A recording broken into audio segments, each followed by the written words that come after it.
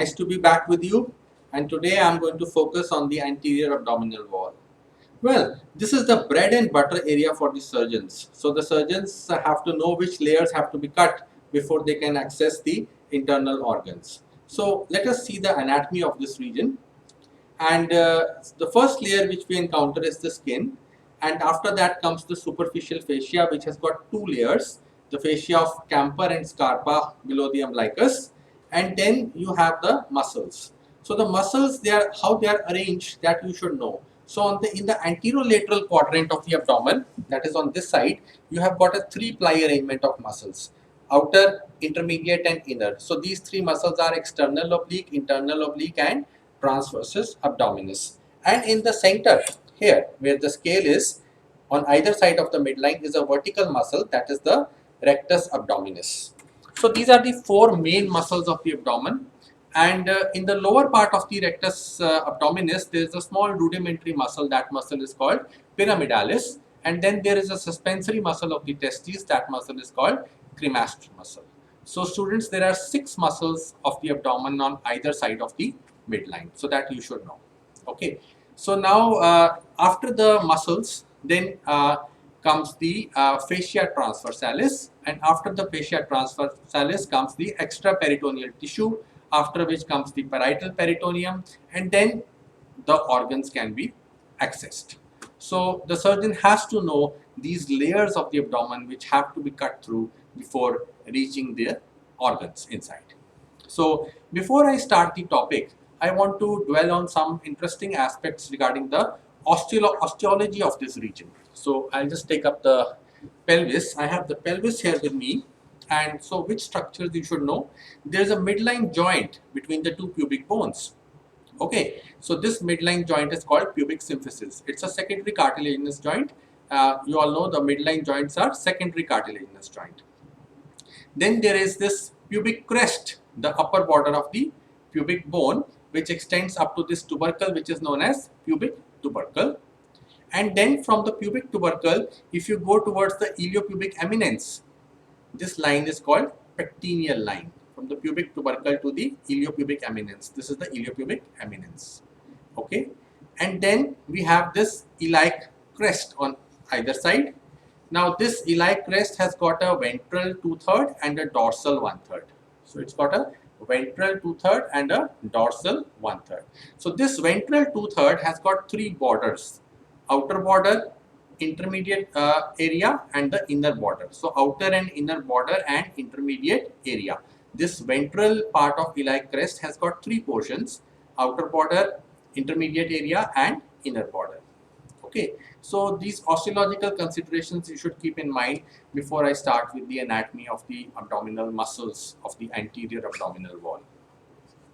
And then one more thing is there. From the pubic tubercle to the anterior superior iliac spine, there is an inguinal ligament. Okay, there is an inguinal ligament. So now I start with the abdominal muscles. So three flat muscles are there in the anterolateral quadrant on this side. Okay, so one is external oblique, then is internal oblique, and then is transversus abdominis. So these three muscles are fleshy muscles, but as they come towards the midline, their muscle fibers, they diminish, and a normal muscle has got insertion through tendon. These large flat muscles, they are inserted through a large sheet of pearly white fibrous tissue, which is called aponeurosis. So what happens is, when these flat muscles come towards the center, their muscles fibers diminish, and what is left is a sheet of white fibrous tissue, and there is a broad area of attachment of that sheet of white fibrous tissue, which is called aponeurosis. So that aponeurosis of both the sides, it decussates, that is, it crosses in the midline to form a median band. That median band is called linea alba, and it is on either side of the linea alba that the rectus abdominis is there. So the aponeurosis of the three muscles in the anterolateral quadrant, that is external oblique, internal oblique, and transversus abdominis, it comes towards the midline, it crosses to form the linea alba, and on either side of the linea alba is the rectus abdominis, and the aponeurosis of these three muscles, it is so arranged that it forms a sheath for this rectus abdominis muscle. So that is what we are trying to understand today in this class. So to make things easier for you, we have prepared a model, and this model has been prepared by me so that I can show you the arrangement of the muscles in the anterolateral quadrant and how the rectus sheath is formed. Now be with me, I hope you find it interesting. So this three-tier arrangement of muscles I have tried to show in this model, and we can see this pink structure. It represents the external oblique muscle. Then you have this white paper, it is representing the internal oblique muscle, and then you have this brown paper which represents the transversus abdominis. So there is a three-ply arrangement, yes. So now we come to the origin of external oblique.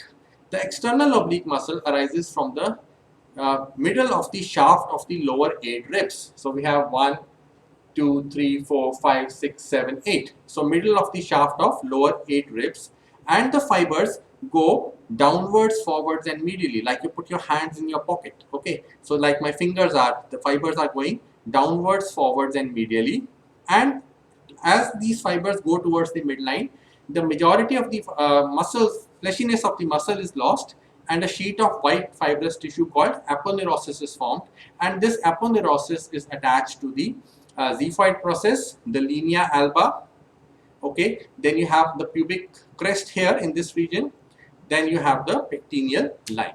So that is the major insertion of this external oblique muscle, which is arising from the middle of the shaft of the ribs, and the fibers are going downwards, forwards and medially. Now some fibers, they also go to the iliac crest. So where do they go to the iliac crest? They go to the outer border, outer lip of the ventral portion of iliac crest, the anterior two-thirds of the outer lip of the ventral portion of the iliac crest, and these fibers will insert here. Students, remember, most of the muscles are originating from the hip bone, but this muscle is getting inserted on the outer border, anterior two-thirds of the ventral segment of the iliac crest, and this muscle is the external oblique muscle. Now this muscle, the aponeurosis, it takes part in forming the rectus sheath towards the midline. This aponeurosis will form the rectus sheath above the costal margin also, below the costal margin also, and in the lower part also. Okay, so this muscle is the external oblique. Now there are some features of this aponeurosis. The most important feature is that in the lower part, the lower border of the aponeurosis is folded upon itself. To form a ligament, which is called the inguinal ligament. And this inguinal ligament extends from pubic tubercle to anterior superior iliac spine. So what is inguinal ligament? It is the lower infolded border of the external oblique aponeurosis. So you must keep this in mind. So this inguinal ligament, which is present between pubic tubercle and anterior superior iliac spine, what is it? It is the lower infolded portion of the lower infolded border of the external oblique aponeurosis. Then just above the pubic crest, here the external oblique aponeurosis shows a gap. So that gap I am going to show you now. That gap is here, and this gap is called the superficial inguinal ring. So it is formed above the pubic crest. It's an obtuse angle triangle, and it's an area of weakness. So this superficial inguinal ring, what is that? It's a gap in the lower portion of the external oblique aponeurosis. This external oblique muscle has got free upper and posterior borders. So this completes the external oblique muscle. After this muscle comes the internal oblique muscle, and the internal oblique muscle does not arise from above, rather it arises from below. So its fibers, they arise from the lateral two-thirds of the inguinal ligament. So internal oblique fibers are rising from lateral two-thirds of the inguinal ligament. Yes, and then these fibers are also rising from the middle portion, the anterior two-thirds of the intermediate area of the iliac crest. The ventral portion of the iliac crest, intermediate area, the anterior two-thirds, from there arises the internal oblique, and this internal oblique also rises from thoracolumbar fascia. Yes, and then the fibers of the internal oblique, they go upwards, forwards and medially. So they are going like my finger, because from where they are rising from the lateral two-thirds of the inguinal ligament. They are rising from the intermediate area of the iliac crest, and these fibers are going, as my fingers are going, upwards, forwards, and medially, while the fibers of external oblique were going downwards, forwards, and medially. So these fibers cut it at the right angle, the fibers of external oblique at the right angle. And these fibers, the upper fleshy fibers of internal oblique, they are getting inserted in the lower three ribs and their costal cartilages, while the aponeurosis is getting inserted onto the 7th, 8th, 9th costal cartilage, and then the aponeurosis extends from the xiphoid process, linea alba, pubic crest, and then pubic tubercle, and then pectineal line of pubis. So this was the insertion of the internal oblique. Now this internal oblique in the lower part, of the aponeurosis, the fibers are adherent to the aponeurosis of transversus abdominis, and they form a conjoint tendon. And this conjoint tendon, it compensates for the weakness. Do you see the white portion here? This is the conjoint tendon formed by union of lowest fibers of internal oblique and transversus abdominis aponeurosis. It compensates for the weakness produced in the abdominal wall by the presence of the superficial inguinal ring.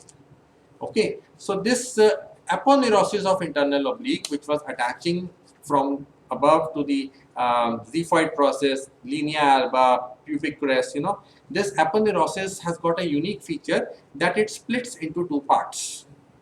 Okay, so it splits into an anterior lamina and a posterior lamina. This aponeurosis does not extend above the costal margin.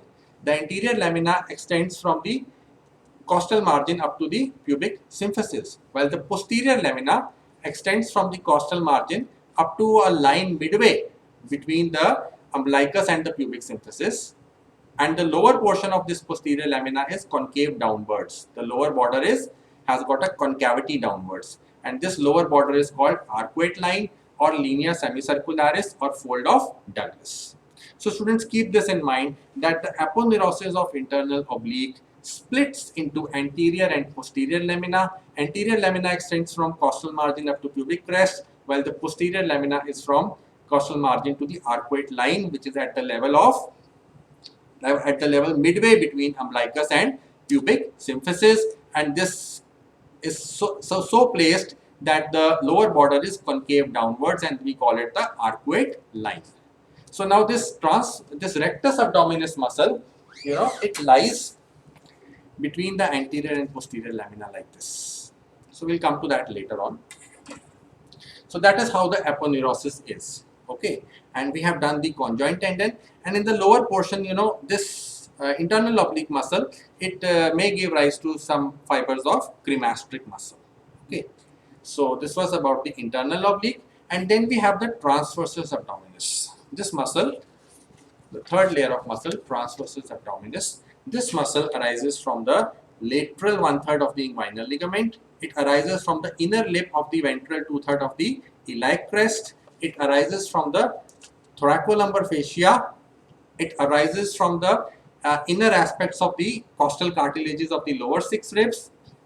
And as the name is transversus abdominis, the fibers are like my fingers. They go horizontally forwards, and this muscle is gradually replaced by aponeurosis, and the aponeurosis is attached from above downwards to the xiphoid process, the linea alba, the pubic crest, and the pectineal line of the pubis. So the fibers of the third layer are transverse. That is why it is called transversus abdominis. Now, the aponeurosis of this transversus abdominis, it splits into superior and inferior parts. Do you see the cut here? It splits into superior and inferior parts. Now, the superior part, it is arranged with the posterior lamina of internal oblique aponeurosis. Okay, and it forms the posterior relation of this rectus abdominis. Okay, so rectus abdominis, anterior to it lies the anterior lamina of internal oblique, posterior to it lies the posterior lamina of internal oblique, and the upper portion of the aponeurosis of transversus abdominis. While below the arcuate line, you have the lower portion of the transversus abdominis aponeurosis, lying in front of rectus abdominis muscle. So you can appreciate here. Okay, so the upper portion is lying behind the rectus abdominis. The upper portion of the aponeurosis of transversus abdominis is lying behind the rectus abdominis, while the lower portion is lying in front of the rectus abdominis. So this lower border of the upper part of the aponeurosis of the transversus abdominis, this is also taking part in forming the arcuate line. How is the arcuate line formed? It is formed by the posterior lamina of internal oblique lower border and the lower border of the upper part of the aponeurosis of the transversus abdominis, and this arcuate line is at a level midway between pubic symphysis and umbilicus, and it is concave downwards. Okay, so I hope you understand that. And then the fourth muscle is the rectus abdominis. It's a vertical muscle, and this muscle is arising from the pubic crest. So this muscle is arising from the lateral and medial parts of pubic crest, and it is going vertically upwards. So its fibers are getting inserted onto the xiphoid process, and they cut the 7th, 6th and 5th costal cartilages. So that is the rectus abdominis, one on either side of linea alba, and it is enclosed in a sheath which is formed by the aponeurosis of the muscles of the anterior abdominal wall, that is external oblique, internal oblique and transversus abdominis. Okay, so these are the four main muscles of the abdomen. Now, what is the nerve supply of these muscles? Well, you just remember lower 6 nerves, they supply the external oblique. Okay, lower 6 thoracic nerves, then lower 6 thoracic nerves and first lumbar nerve, they supply the internal oblique and transversus abdominis, while the rectus abdominis is again supplied by the lower 6 thoracic nerves like the external oblique.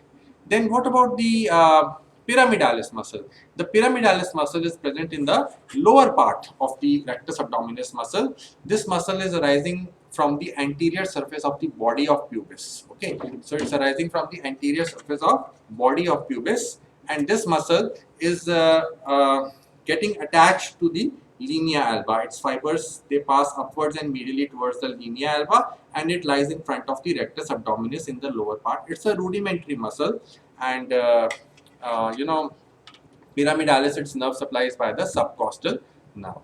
And then there is a muscle, cremasteric muscle. Cremasteric muscle, you know, it is rudimentary in females. It suspends and elevates the testes. It suspends the testes and can elevate it depending on the temperature conditions. And this cremasteric muscle is made up of muscle loops which are attached to which are embedded in cremasteric fascia. Okay, so the loops, you know, medially they are attached to inguinal ligament, laterally they are attached to the pubic crest, and the insertion of this cremasteric muscle is on the inferior aspect of the tunica vaginalis, which you will study later on. So this cremasteric muscle is there, but it is rudimentary in females. Okay, and so this cremasteric muscle is there, and its nerve supply is the genital branch of genitofemoral nerve. Okay, so this completes the muscles of the anterior abdominal wall. Remember, there are 6 muscles on either side of the midline, and you know the abdominal muscles. You know, people who work in the gyms, so their muscles, how many muscles you can see, based on that they are said to have a 6-pack, you know, 8-pack, 10-pack, and so on. So that is how it is. Now coming to the rectus sheath. You know what is rectus sheath? Rectus sheath is the sheath formed by the aponeurosis of the external oblique, internal oblique and transversus abdominis, and it is covering the rectus abdominis muscle. Okay, and in the lower part the pyramidalis is there, so the pyramidalis is also a content of rectus sheath. So its formation is somehow, you know, tricky, so students find it difficult to understand. Let me explain it to you. This model will help you in understanding it. So we study it at 3 levels. Okay, from the costal margin, above the costal margin. First level is above the costal margin. So above the costal margin, now if the scale is representing the rectus abdominis, so above the costal margin, the anterior wall of rectus sheath is formed by the aponeurosis of external oblique, while posteriorly the posterior wall is deficient. Okay, so what lies here is the costal cartilages, 765 costal cartilages. Okay, now between the costal margin and the arcuate line, okay, At what level is the arcuate line? I told you it lies between the umbilicus and the pubic symphysis, midway between the umbilicus and the pubic symphysis. So, from the costal margin to the arcuate line, the anterior wall of rectus sheath is formed by external oblique aponeurosis and the anterior lamina of internal oblique aponeurosis.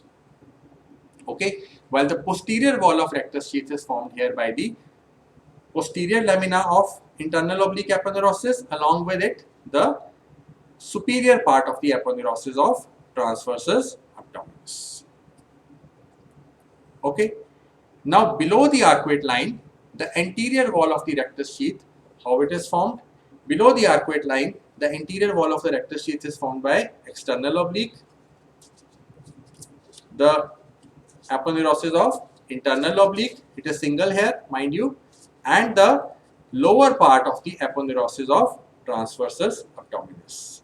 Okay, the lower part of the aponeurosis of transverse aponeurosis is lying anterior to the rectus abdominis, while the upper part is lying posterior to the rectus abdominis. So below the arcuate line is represented here by the lower border of the posterior lamina of internal oblique and the lower border of the upper part of transversus abdominis lamina.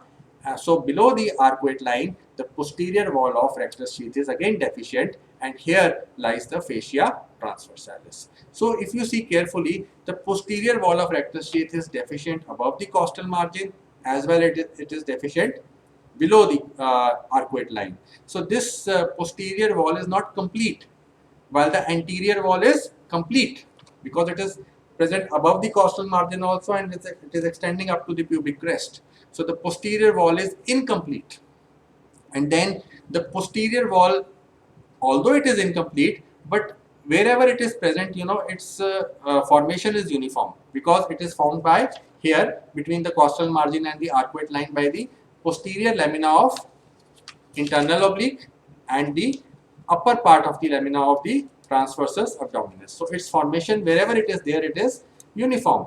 While the anterior wall of rectus sheath above the costal margin is formed by external oblique aponeurosis, between the costal margin and the arcuate line by the anterior lamina of external oblique aponeurosis and the by the external oblique aponeurosis and the anterior lamina of internal oblique aponeurosis.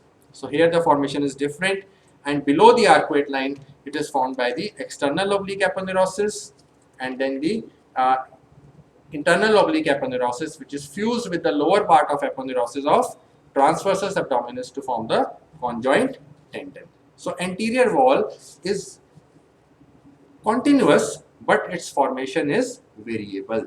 In the lower part, it is formed by external oblique aponeurosis along with the conjoint tendon formed by internal oblique aponeurosis and aponeurosis of transversus abdominis. Between the arcuate line and the costal margin, it is formed by the aponeurosis of external oblique along with the anterior lamina of the internal oblique aponeurosis, and above the costal margin it is formed only by the aponeurosis of external oblique. So it is continuous. The anterior wall of rectus sheath is continuous, but its formation is variable. And one more thing, students, you should know that the anterior wall of rectus sheath is firmly adherent to rectus abdominis. That is through tendinous intersections. Now, what are tendinous intersections? They are, zigzag lines present on the rectus abdominis. Okay, they are present only in the anterior half of the rectus abdominis, and they attach the rectus abdominis to the anterior wall of rectus sheath. Okay, and these zigzag lines, they are present at three levels. One is at the xiphoid process, one is at the umbilicus, and one is at midway between these 2 points. So these tendinous intersections, they make the anterior wall of rectus sheath adherent to the rectus abdominis. Okay, so this what is the advantage of tendinous intersections to the rectus abdominis? That they reflect the segmental origin of rectus abdominis and they make it more powerful also. Okay, so I hope this is clear to you. While the posterior wall of rectus sheath is free from the muscles. Okay. Now, what are the contents of the rectus sheath? Well, I told you major content is the rectus abdominis muscle, and in the lower part you have a small muscle, rudimentary muscle, that is the pyramidalis. Then you have the two arteries, superior and inferior epigastric artery. Now the superior artery enters by passing between costal and xiphoid origins of the diaphragm, and this superior epigastric artery anastomoses with the inferior epigastric artery, which enters the rectus sheath in front of the arcuate line. Okay, and it anastomoses with the superior epigastric artery. Also, there are superior and inferior epigastric veins. The superior epigastric vein is a tributary of internal thoracic vein, while the inferior epigastric vein is coming from the external iliac artery. Okay, then you have got the lower 5 thoracic nerves and the subcostal nerve. So all these are the contents of the rectus sheath. Now we come to the applied aspects of the anterior abdominal wall and the rectus sheath. Now, God has given us two rectus abdominis muscles, okay, and these two rectus abdominis muscles are in the center. There is the linea alba, okay, which is formed by the crossing of the fibers of the aponeurosis. So now this linea alba, you know, it is wider above and narrower below. So the rectus abdominis muscles are in closer approximation below the umbilicus. Okay. Now suppose a surgeon wants to give a midline incision through the linea alba.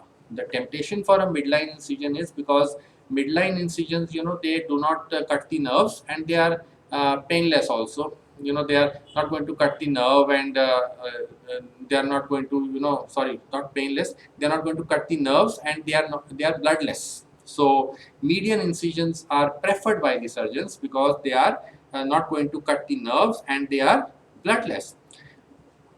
Because the linea alba is there, no vital structure is there. But you know, with the midline incisions, the problem is that there is always a chance of incisional hernia.